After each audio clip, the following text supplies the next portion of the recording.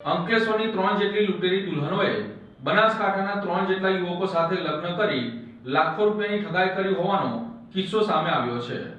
અંકલેશ્વર ભરૂચ પંથકમાં લગ્નના બહાને છેતરપિંડી કરતી લૂંટેરી દુલ્હન ટોળકી સક્રિય હોવાનો ચોંકાવનારો બનાવ સામે આવ્યો છે।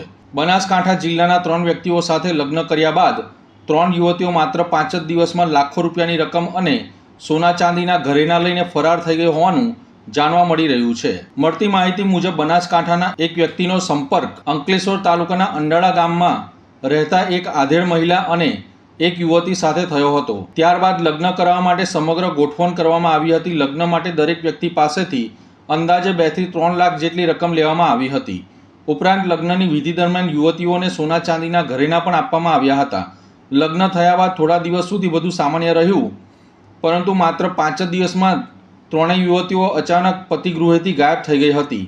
તપાસ કરતાં જાણવા મળ્યું હતું કે યુવતીઓ પોતાના સાથે મળેલા રૂપિયા અને ઘરેણાં લઈને ફરાર થઈ ગઈ છે।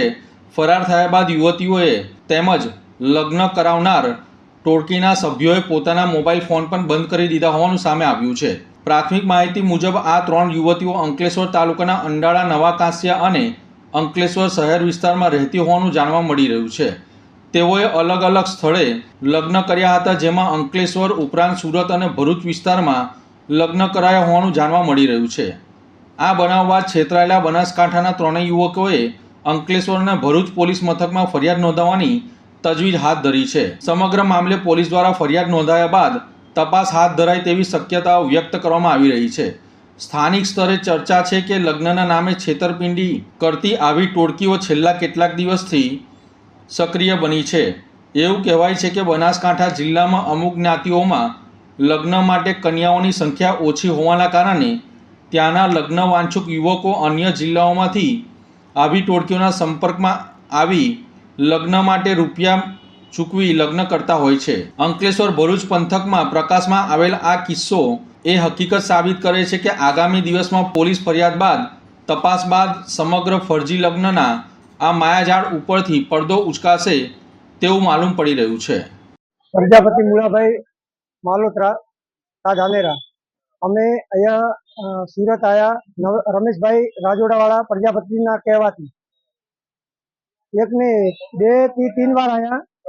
तीसरी વાર અમારે લગ્નનું પાકું થયું અને સુરતમાં જઈ નકલી સોગંદનામા કરાવી છોકરીને મૂકી અમારી સાથે 3 દિવસ પછી છોકરી અમદાવાદથી ભાગી ગઈ હતી। 2,30,000। 2,30,000 हाँ,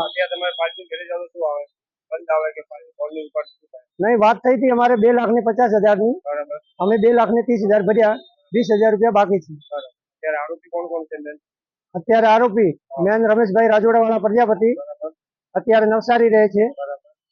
એમને ફોન કર્યો તો કે છોકરી આવવા તૈયાર છે। બીજો આરોપી ગોવિંદભાઈ દેસાઈ, क्या गाँव में है એ સિયોરી। टोटल कितना તમે કેટલા પાર્ટી હંગાત આવું થયું છે? અમારા 4 પાર્ટી હતી। Total 4 party. હા, અને ઓર કેટલા હાજર છે? અત્યારે 3 પાર્ટી હાજર છે। અમે ફરિયાદ નહીં આપી, અમારા પહેલા જે બનાવ બન્યો એને ફરિયાદ આપી છે, પણ અમે એના ભેગા જ છીએ। મારું નામ ગોકુળભાઈ પ્રજાપતિ છે, ગોકુળભાઈ જેતાભાઈ પ્રજાપતિ। ક્યાં ગામના? અમે બનાસકાંઠા જિલ્લાના છીએ, ડીસા ગામના। આ છે મારા શાળા, એમની જો અહીંયા લગ્ન કરાવ્યા હતા તો અંધારા ગામ છે લગ્ન કરાવ્યા। અંધારા ગામમાં તો અમે 3,05,000 રૂપિયા આપ્યા। છોકરી 4 દિવસ અમારે ત્યાં રહી અને પછી અહીંયા મરણનું બાનું કાઢી અને છોકરી પાછી બોલાવી। હવે 2 મહિના થઈ ગયા, છોકરી મૂકતા નથી। 2 દિવસ 4 દિવસ 2 દિવસ 4 દિવસ આમ કરતા કરતા 2 મહિના કાઢી નાખ્યા। અને જે અમારા કોન્ટેક્ટમાં હતા એ બધા ગોવિંદભાઈ છે, સોનુબેન છે, દરિયામાંથી ગોવિંદભાઈ નવગણભાઈ નામ છે, એનું ઓરિજિનલ નામ નવગણભાઈ છે। નવગણભાઈ શિહોરીના, બનાસકાંઠામાં શિહોરી ગામ છે, એ આના છે। નહીં લાગતો ફોન, બ્લેક લિસ્ટમાં નંબર નાખી દીધા। બીજો સોનુ છે, એને અમને બ્લોકમાં નાખી દીધા। ત્રીજો આપણે દરિયામાંથી, એ બધા અંધારાના છે, અંકલેશ્વર અંધારા। ત્યાં તો અમને ગયા તો ત્યાં કોઈ મળતું નથી અને એમ 4 આટા મારે, એમનું હું સુરત રહું છું, સુરત થી 4 આટા મારે તોય મને કઈ મળ્યું નથી। હા, પોલીસ ફરિયાદ કરી, પોલીસ ભરૂચમાં કરી, હા ભરૂચમાં કરી પોલીસમાં ફરિયાદ, પણ હવે સાહેબ ઈ ચેક કરે છે। હા, 2 દિવસ રોકાવાનું કીધું સાહેબ।